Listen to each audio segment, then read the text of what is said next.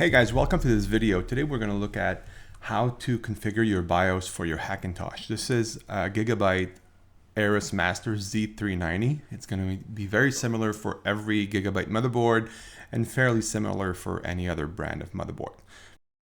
So the first thing you want to do when you enter your BIOS, you want to go to advanced mode, right?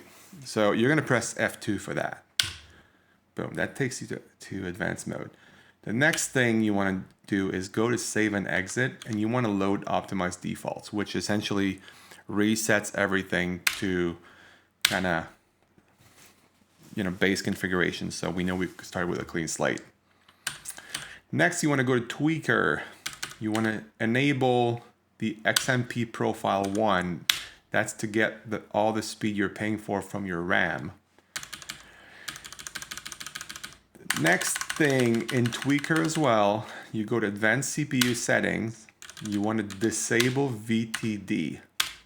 That's something that's not supported in Mac OS. So you want to disable that.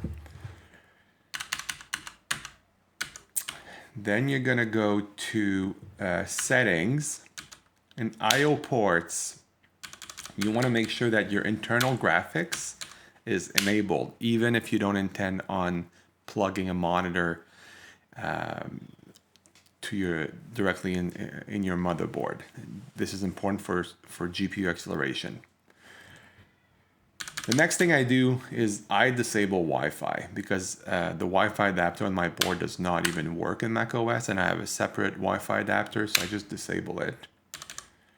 Audio controller enabled. Above 4G decoding, you want to enable this. And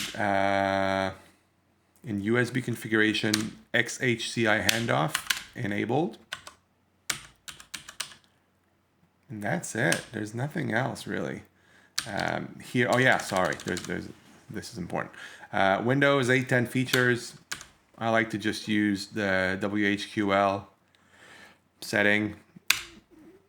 CSM support, disable that.